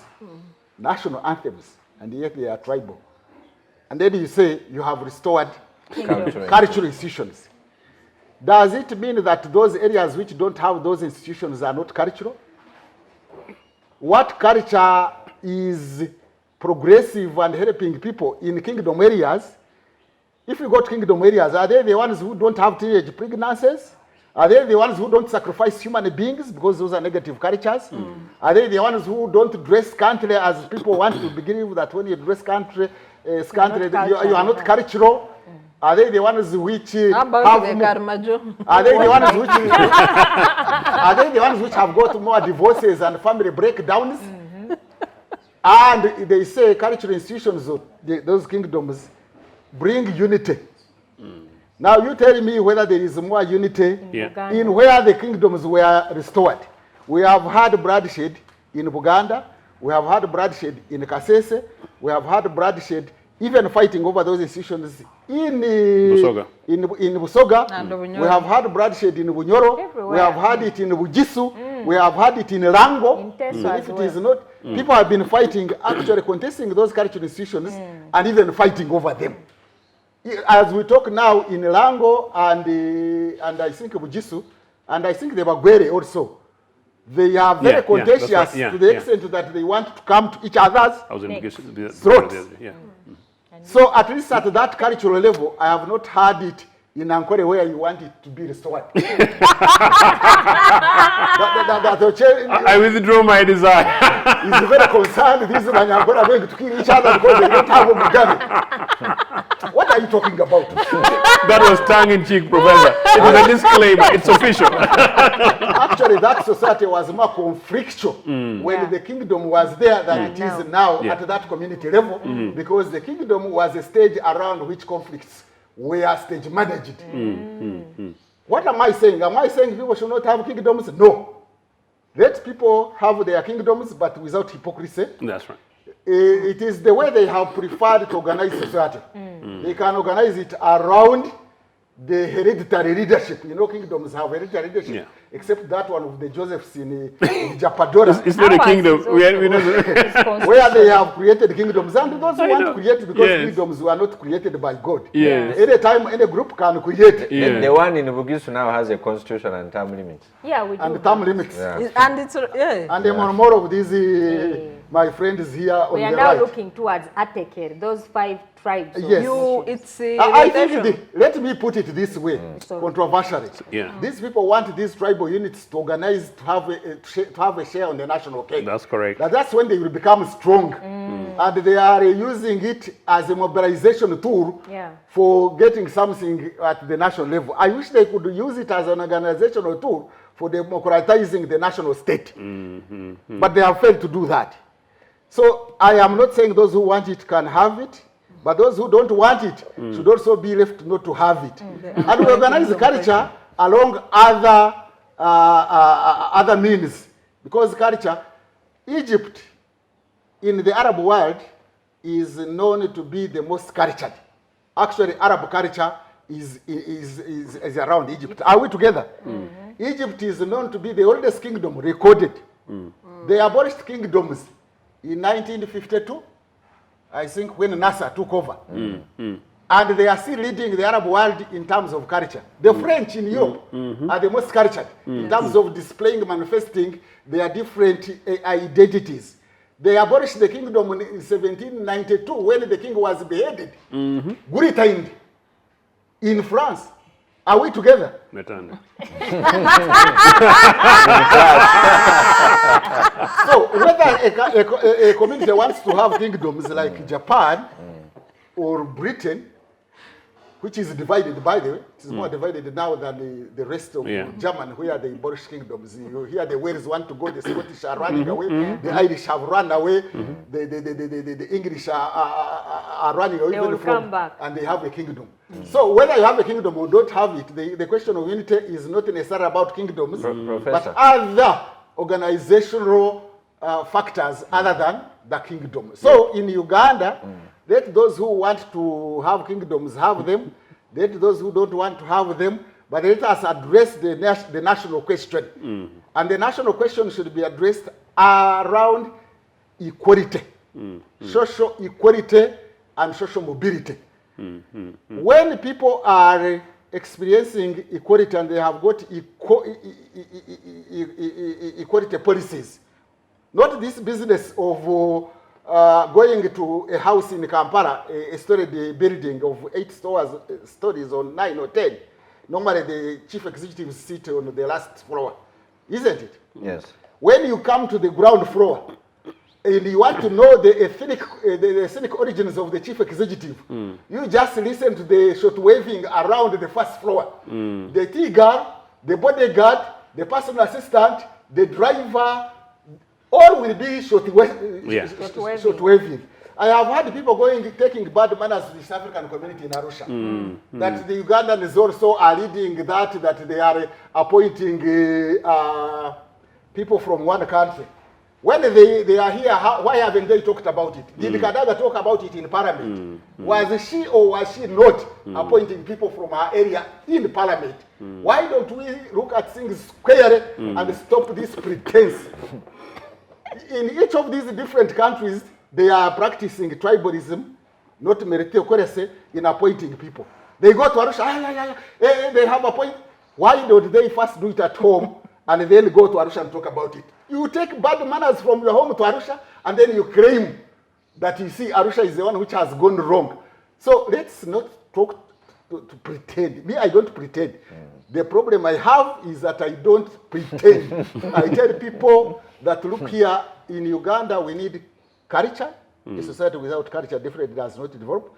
And since Uganda was carved out of different nationalities, we do have certain customs that do not necessarily come together.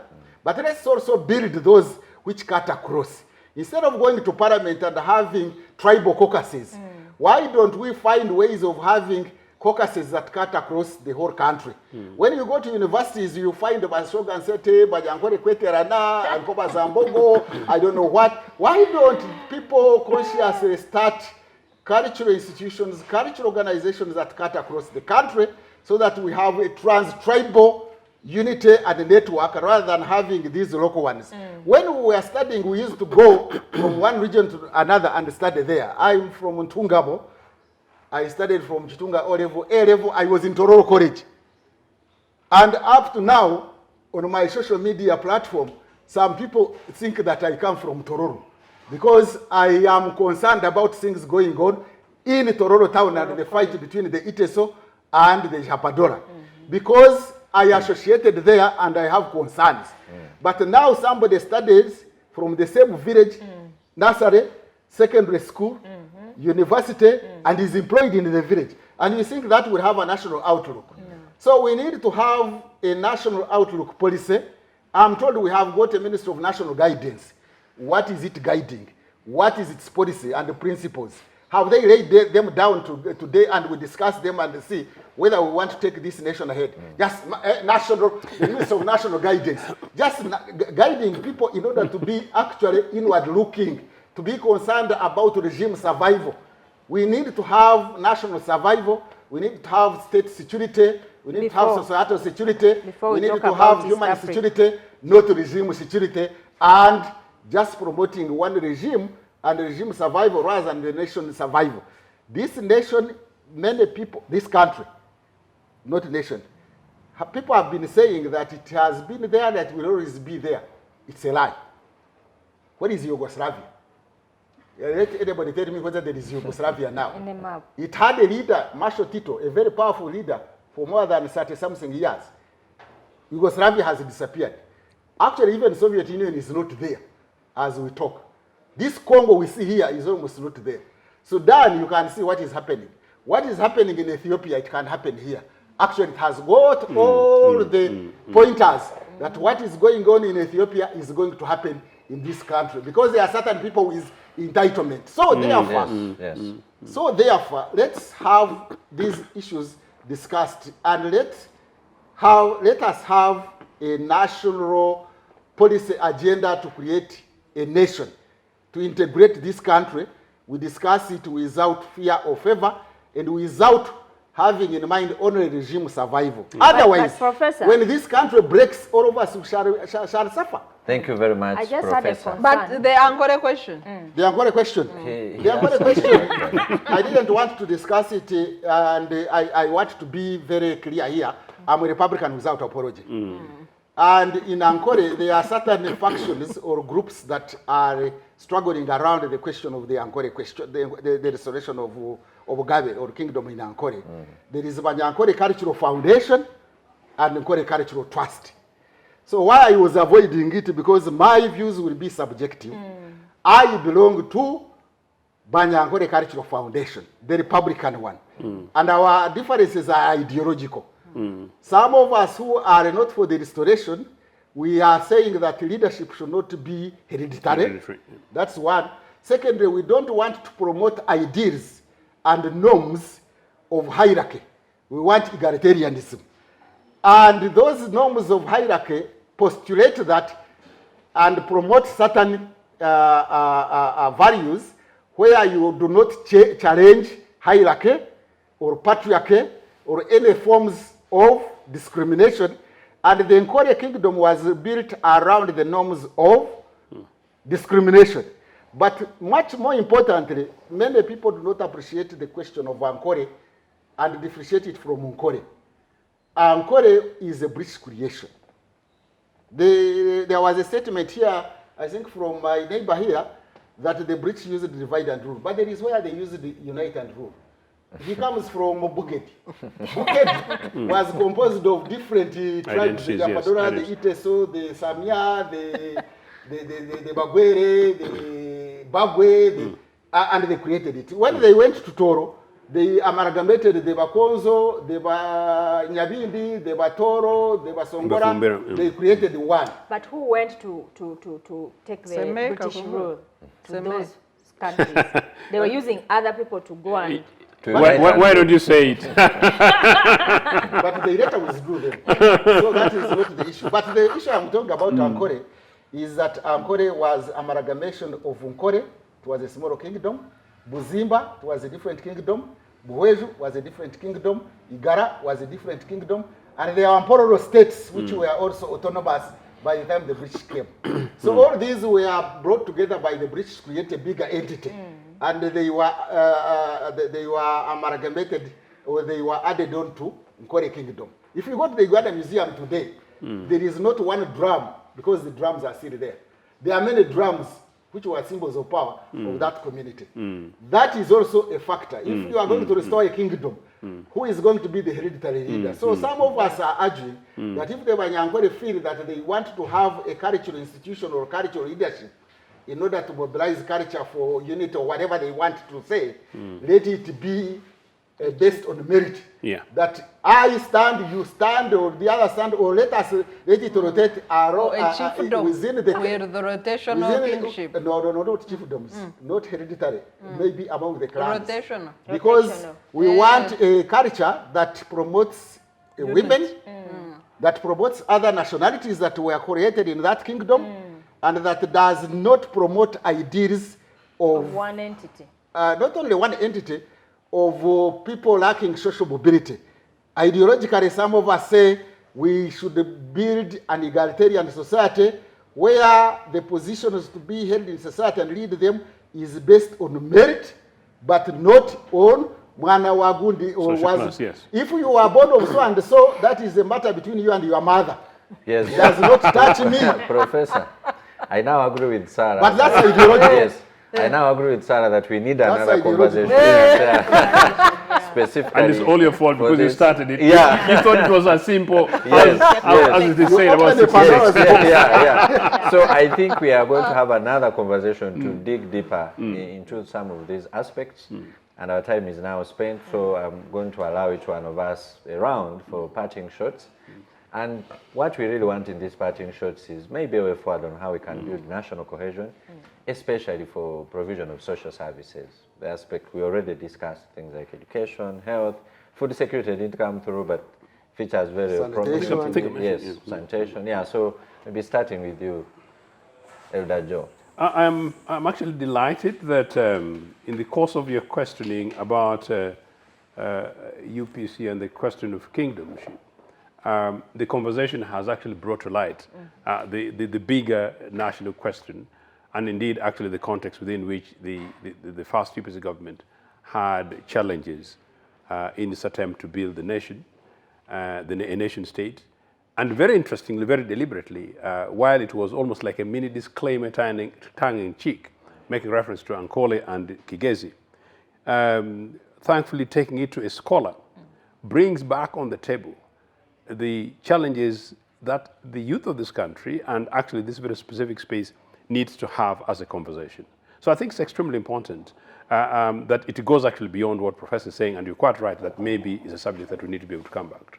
So that said, though, in summary, I know, yes, I can only see in a few minutes that this country generally is possible.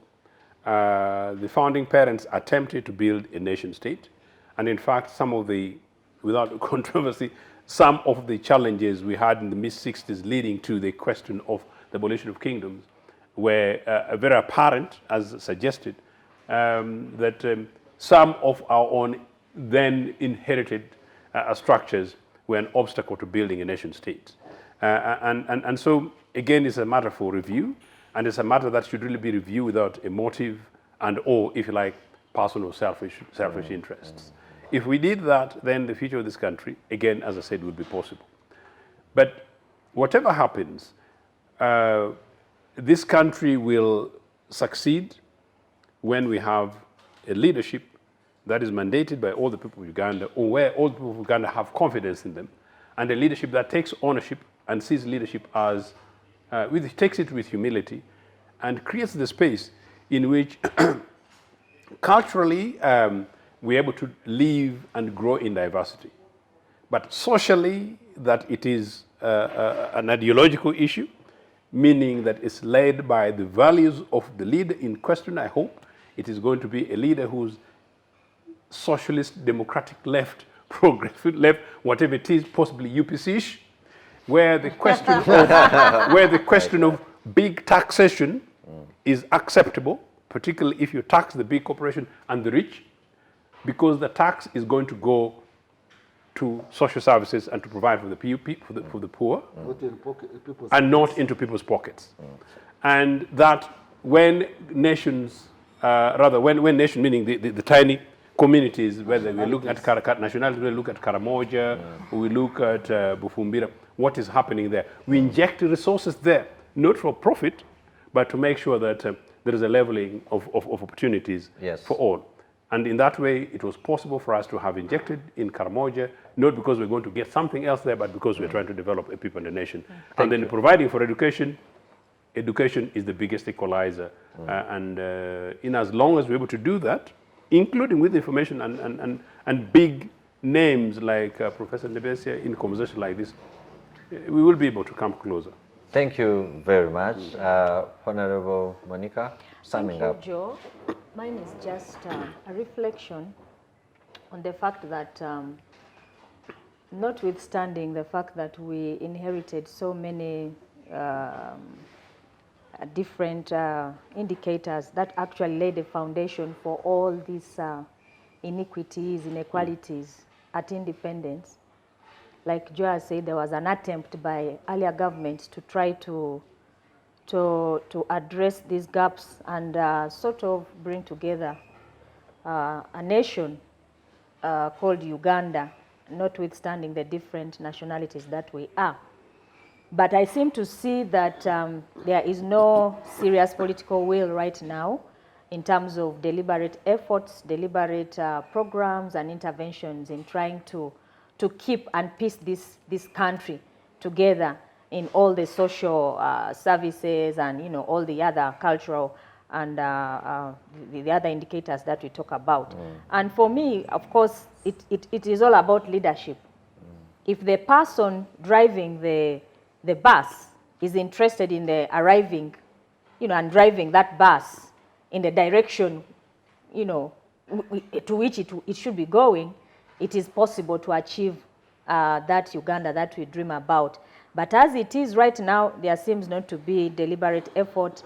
If you talk about a national guidance ministry, it's just a small department somewhere which is charged with that big responsibility. Yes. If you talk about the national reconciliation something, that should be somewhere doing a lot of work and talking to Ugandans. It is also not doing, it's not even in establishment. So I think the conversation is important, and I like what Sarah talks here boldly. I think because she has worked in as a watchdog of constitutional governance, and she has the heart and the spirit. And I wish all Ugandans would be as honest as she is. So we need to have a conversation, have a discussion, because it starts with public discourse. If we openly confront this issue as Ugandans and talk about our ethnic issues, challenges, and all these things, I think we can be able to arrive at a common, common ideology, a common value. But as it is not something that we are comfortable talking about, and you can see at the highest level of decision making, even when you are there as parliament, you hardly can hear that issue come through. The one who raises it is a person who is taken as the one who is sectarian in a way. And I think our faulty foundation is really based on these issues: ethnicity, religious fundamentalism, linguistical issues, and a failure to address them and have a common, visioning together. Thank you very much. So thank you. The discussion is important. It's very, very important, and it's welcome. It should continue. And then we design a common Uganda, which is the interest for all and every Ugandan. And we need this Uganda. We can no longer think of even doing the, what is this? Yugoslavia. Yugoslavia. We can no longer think of going that way. We are stuck in here as, what are these small insects? We call them ikok in my language. They are... Coco. They are these small ones Ants. which come from ants, yes, the ant hill, And when you are together in one bottle, when you put them together, they keep biting each other, but So we are Ugandans caught up in one situation. Even grasshoppers do it. Even grasshoppers. So we will only end up biting each other, But we know what to do, what should be done, and that is what we should be. Thank you very much, going forward. Honourable. I will move to you, Professor, and our time is really spent. So... I just wanted to conclude here by saying that we need to order our society.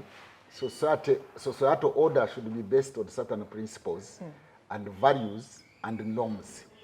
Organizational principles or organizational values of our society in Uganda should be clearly built on certain principles for which anybody who goes beyond them is brought to order, and boldly so. And I want to propose that we need equity or equality or equal opportunities for all social groups in Uganda. Whether people are organized around monarchies or not monarchies, to me it is not the issue now. Monarchies are no longer a problem in Uganda, or no monarchies are no longer the problem in Uganda as such. Those even if they arise, they can be resolved. The problem of Uganda is building a society on an equal opportunity basis. Unequal in the sense that people do not have equal access to public resources, equal access to scholarships, equal access to justice even. That's why people now talk about Gambanogu, that when you talk to somebody, for you, you will have a different justice from those who cannot speak that language. Equal access to jobs, equal access to promotions, equal access to even human rights, that one group is allowed to assemble, another one is not allowed to assemble or associate. And I want to conclude by some my pet issue, which I have come up with now, about allowing Ugandans to actually assemble and engage each other, which has been denied by this regime, i.e., closing off public physical spaces where people would meet and maybe exchange views like these ones. Because this is a virtual space, elitist and reached by very few people. We closed off Independence grounds in Kororo, no-go area. Nachivubo has been privatized. People cannot meet there. Rugogo, people cannot meet there. Nambore, people cannot meet there. Constitutional Square, people cannot meet there.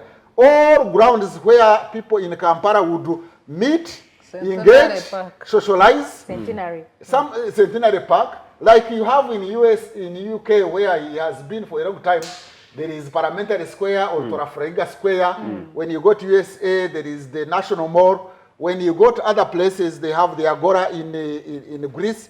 We need spaces to socialize, even physically, which are not exclusive. This one, for example, where we are exclusive. Only those who can speak in Urfutufuti. But if you allow... What is Urfutufuti? Your language. English. The English language. But you need some physical spaces also and gardens where people can socialize, which are accessible to everybody. When you close them, and then you close even social media, Facebook, and then you stop people from going to meet others. If he wants to stand as a UPC president, he cannot be allowed to traverse the whole country. When you continue closing people from meeting each other, the end result is that they will look at each other negatively, they will quarrel with each other, they might fight each other, and this country, which is still state building and nation building, might now go back to that state of nature that I think Hobbes did talk about some 2 centuries ago. Thank you very much. Sarah, in less than a minute. Okay, since you're taking away part of my minutes. Yeah. Yeah, you know, maybe in agreement with my co-panelists, of course, we can only resolve the national question as a country after determining the social questions. Our constitution did not talk about equitable national development and regional balance as charitable words.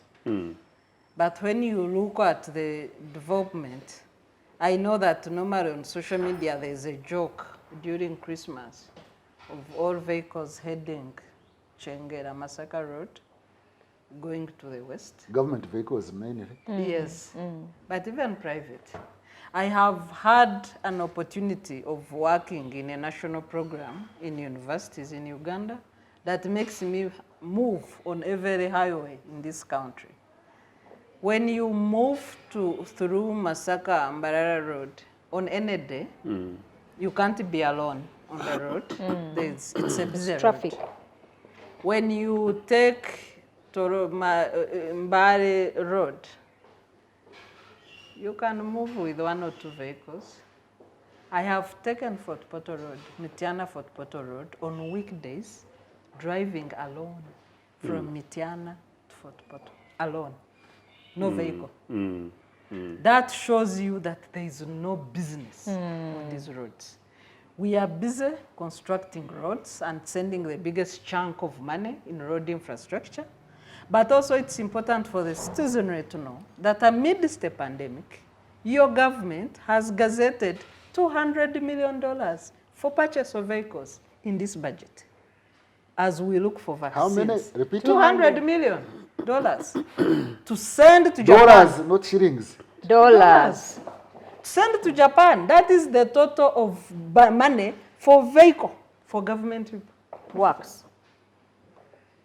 Amidst a pandemic, amidst the crisis of the debt, public debt, amidst inflation, amidst sectors being in lockdown for more than 2 years. Very unreasonable. Sarah, you know what you're saying is tempting me Okay. to just Another let you go. discussion. But Yeah, as I but- conclude, yes. Uganda is possible. I want to use the question of self-determination, not in the case of breaking away, but us determining the Uganda we want. Yeah. Thank you very much. Thank you, Sarah. Thank you, Elder Ndebesa. Thank you, Honourable Monicah. Thank you, Ochieno. It was a pleasure. It has been a deep and insightful conversation. It was like I was in a lecture room. The hope is that as we have these conversations, we build a better country. One theme that has run throughout is that Uganda is possible, but not without effort. It is also possible it can disintegrate. Yes, it is also possible. It can, yes, Caution, so not without effort. Without effort, it can disintegrate. So let's do what we are supposed to do. But we welcome comments on the YouTube channel. We welcome comments on Twitter. We welcome questions and suggestions. And hopefully, these conversations, they can be a ripple effect. The professor is saying this is exclusive. Maybe we can have other citizens Engage. chat spaces wherever you are, such that we talk about these things and build a better country. See you next week.